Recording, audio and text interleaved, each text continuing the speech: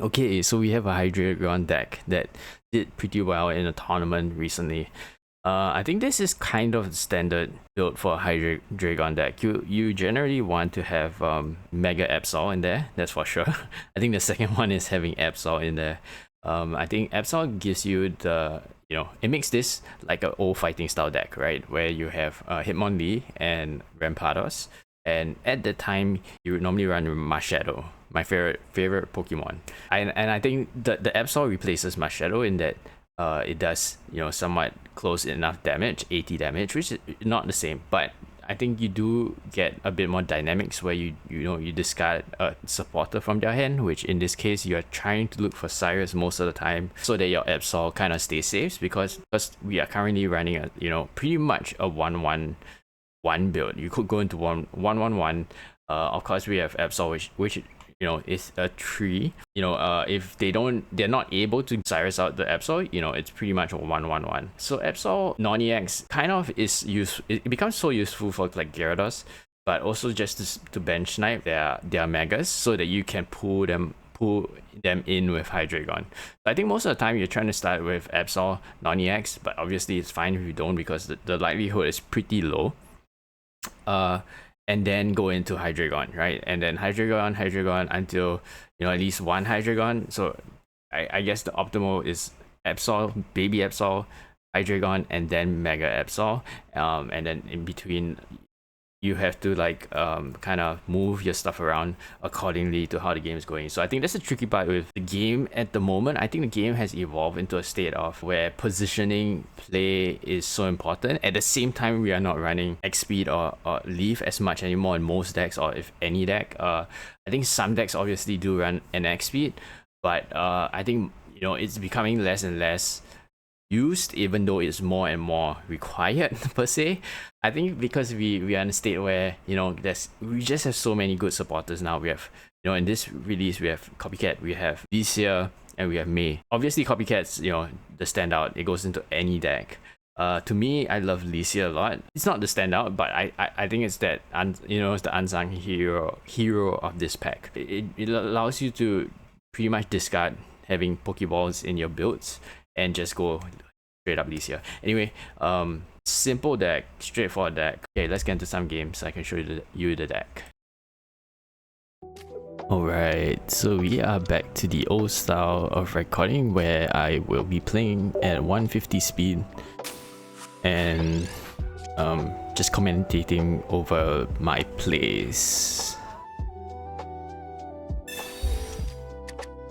Okay, so here we have Chingling, which is not great, but we do have Rocky Helmet, so that helps us to navigate the game a bit better. At least we should be able to take out this Chingling out the next turn.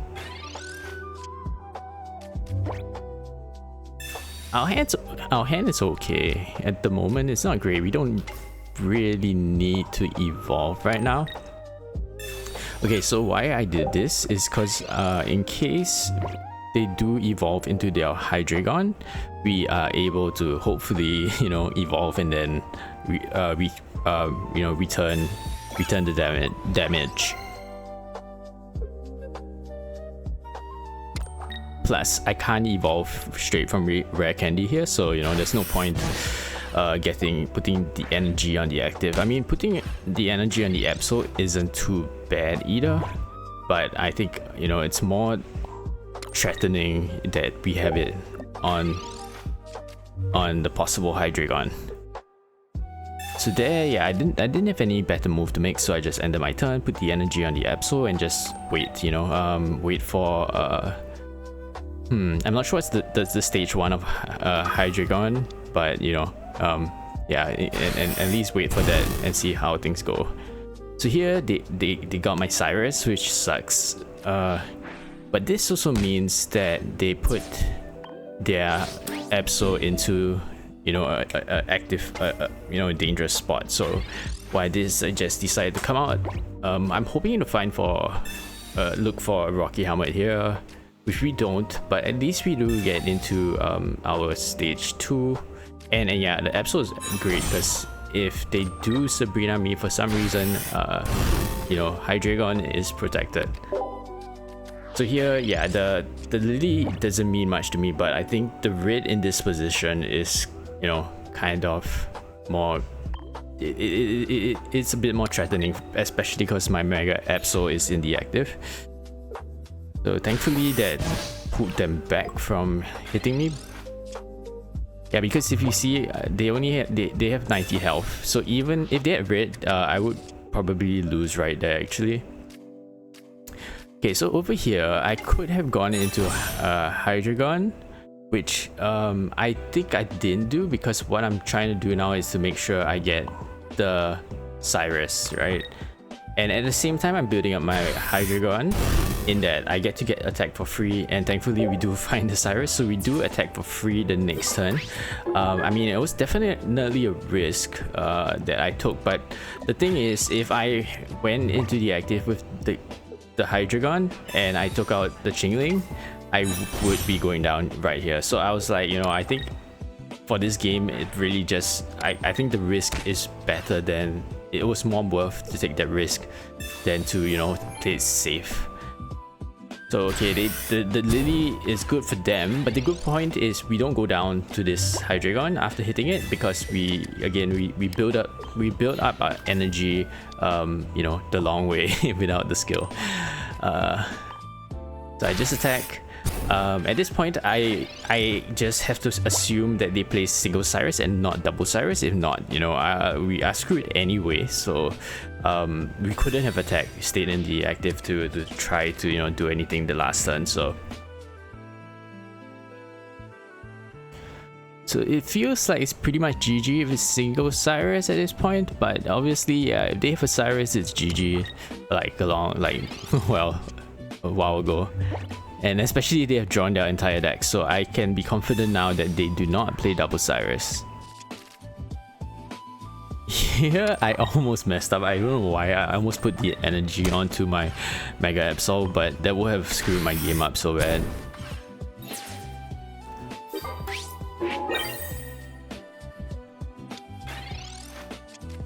So here we're not concerned whether they evolve or not. I mean, they're gonna evolve, right? But we do have Sabrina, so we will be fine.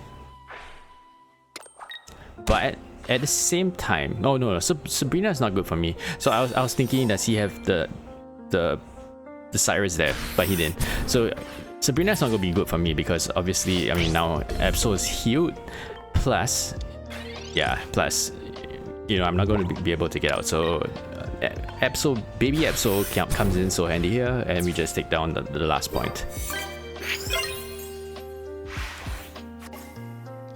So yeah, I did go on a 6-win, actually 7-win streak, because I mean, there was one game where I just like laid out all my cards and then the opponent just conceded. But at least 6 to 7 game win streak.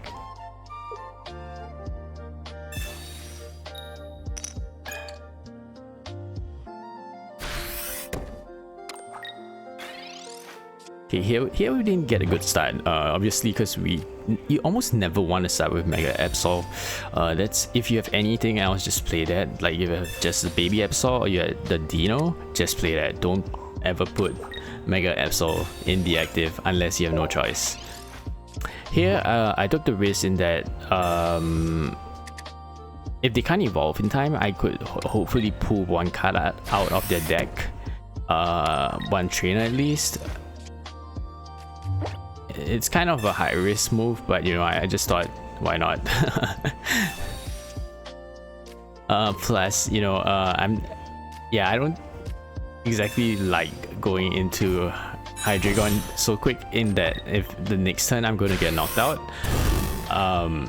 Yeah, so here we go. So my plan also was, if I get into Hydreigon, I take out the Bantike and then they come in with Gyarados, I'm screwed anyway, because I still have to come in with Mega Absol the next turn. So I kind of have to take, I mean, I feel I have to take this risk here now, and at least while, you know, the hand's small, right? But yeah, here they get into everything they need, which sucks for us. But yeah. So here, I decided, you know, I think it's worth taking out this Gyarados, getting my Hydreigon down. Like, I mean, because Hydreigon's definitely going down after taking out Greninja here. But I think it's worth doing it because then my Absol stays out, kind of at least out of range of Gyarados, where I can tank 2 hits. You know, of course short of red and all that stuff, but at least, you know, I put myself in that position. And I mean, Greninja is always annoying, so you know, if it's kind of worth doing it, but maybe not doing it for like a Chingling or like a baby. For Hydreigon, not most of the time, at least not. I feel not, unless you are ready to go into a double Hydreigon, then that's kind of fine. So over here we lost Hydreigon into the graveyard, which means my double Hydreigon plan is not gonna happen, right? So here I'm just like, you know what, then I just have to go into Absol. I can't go into anything else that makes sense. I mean, if they have a Sabrina, at least I still survive. And over here I do have the odds, the chance of because of Rocky Helmet, I do have the chance to take out this this Gyarados, because we do get first hit, he takes 1 hit of us, we survive. And whatever card, yeah, I mean, that wouldn't have made any difference to us. And so over here I actually thought I lost. Yeah, because I was like, oh, I can't even attack with, you know, the bench. If I didn't evolve there, it would be nicer. But yeah, so then I realized, you know, I have Rocky Helmet, which I'm growing to love Rocky Helmet a lot. And then here we win because they don't have any active on their bench. So even though both of us got 3 points, you know, we still win because we have actives. We could continue this game for whatever reason, right? That's the rules. We just follow the rules and go with it.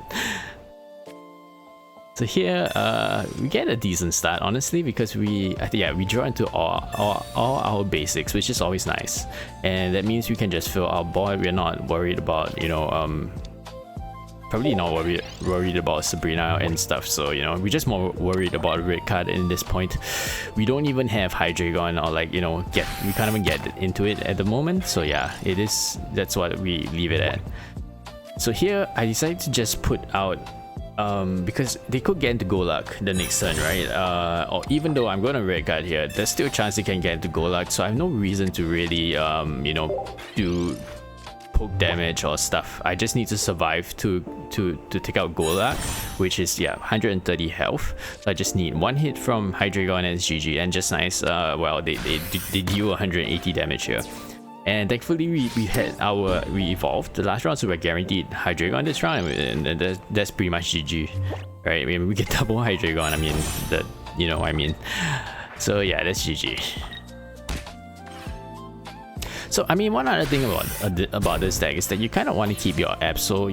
You kind of want to have that 1 energy for your Absol. It's like, it reminds me, Absol kind of reminds me of Marshadow in the old days, right? You do want to have that 1 energy on Marshadow just to make sure that, you know, you can revenge kill the next turn, right? And I think basically, yeah, that's, you know, that's kind of style that it's, you know, and this deck really reminds me of, you know, the Marshadow, whole Marshadow,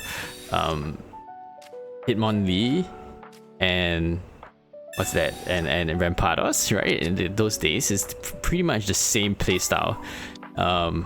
You kind of want to play it safe in positions, like you see. So here I'm like, I mean, the point is I can't even hit anything with the Absol, so you know what, let's just prepare my Mega Absol, and then we see what happens from here. So we more or less gonna sacrifice Absol on the active.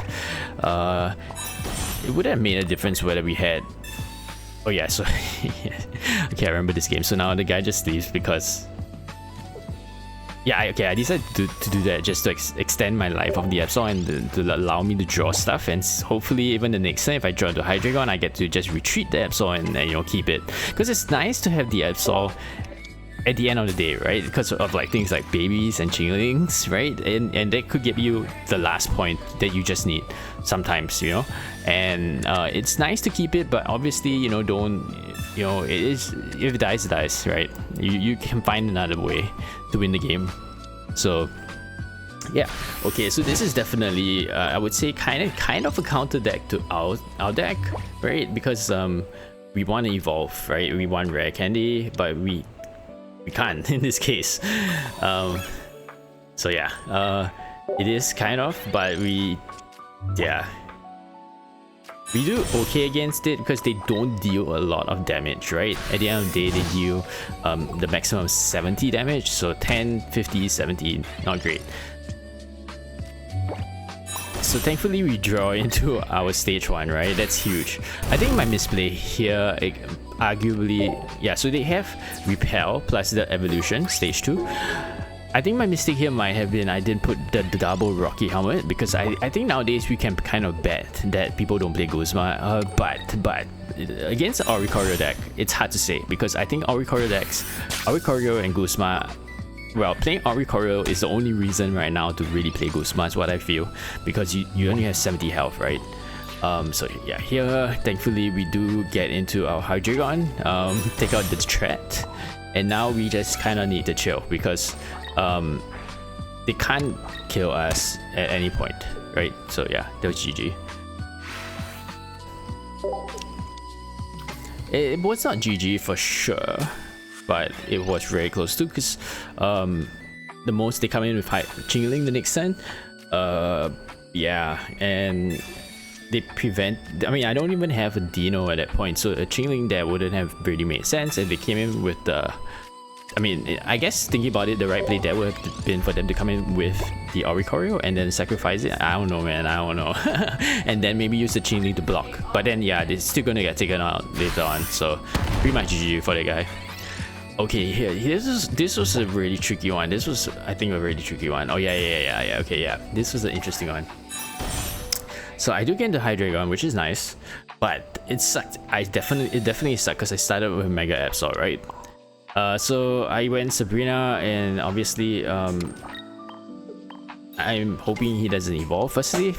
So now he needs to evolve, plus have Cyrus to be in a good spot. I mean, to be in a winning spot, right? So I'm just gonna leave my Hydreigon, pray they don't have a Cyrus, obviously. So for the rest of this game, that's, you know, my one prayer. And okay, so they do have Cape, which means we can't one-shot this Hitmonchan, which kind of sucks. But that's not too bad, because Hitmonchan only does, well, in this case 60, because with Giovanni. The Cyrus there, I don't know, might not be much really, but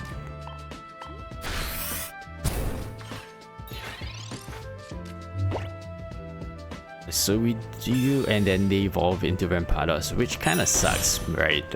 Especially because of that. They take out Hydreigon in my active, which thankfully at this point I know they have no cards, they have no Cyrus for sure. I do have Absol, and I would like a Rocky Helmet, which we do. So now, okay, I'm gonna pause this here because this puts us in a very interesting situation where, okay, I'm not sure whether, let's pause it, yeah. This puts us in an interesting situation because right now, if Rampardos comes in, they do, it takes out Absol, which I don't really care too much about, and goes down to 80 health. So Absol takes it out. If they use Hitmonchan and they come in, and if they use Hitmonchan to take out Absol, they die, right? And then they come in with Rampardos, I would just chill, right? Because I'm still, since the start of the game, I was kind of betting on no Cyrus, well, praying they don't draw a Cyrus, and yeah, and that pretty much, it still goes down to 80 after that, so we still win straight up from there. So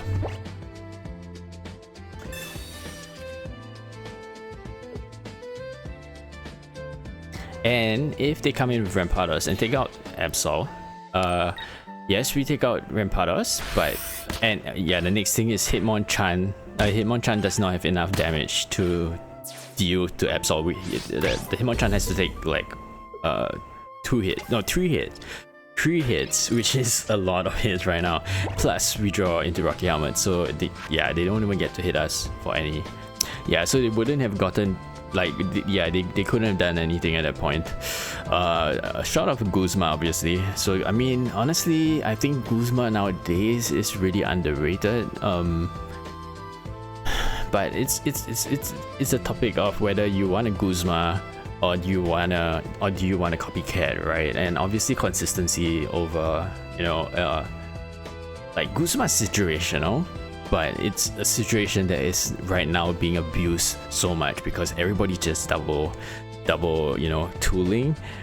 And yeah, I mean, I do like Guzma in this meta actually, but I can't bring myself to trade it off for the double Copycat, right? In the case, and in this deck we are not even playing double, we are playing single Copycat, which means yeah.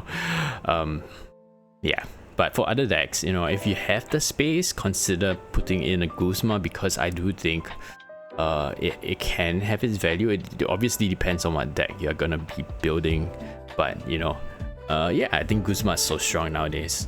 Red card less strong, because I mean, but that's it. I mean, it depends on your timing and all that. So yeah. Anyway, this deck's pretty awesome. I didn't really want to. I don't know. I didn't really want to play a Hydreigon deck because I think Hydreigon is just Rampardos, right? But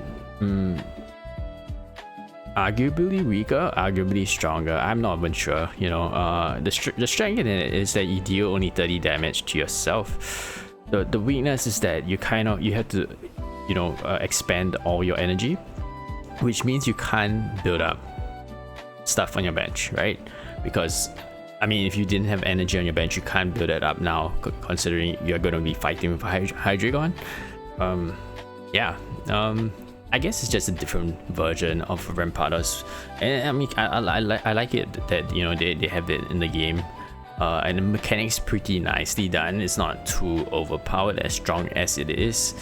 I think when I say not too overpowered, it's because like how Rampardos has been in the meta for so long, and it's not too overpowered, partly because it's a stage 2, but once it gets up and on your second turn, pretty much GG for anybody, right? Or any matchup. For most matchups, that's it. Yeah. Anyway, hope you enjoyed the games. See you in the next one. Bye bye.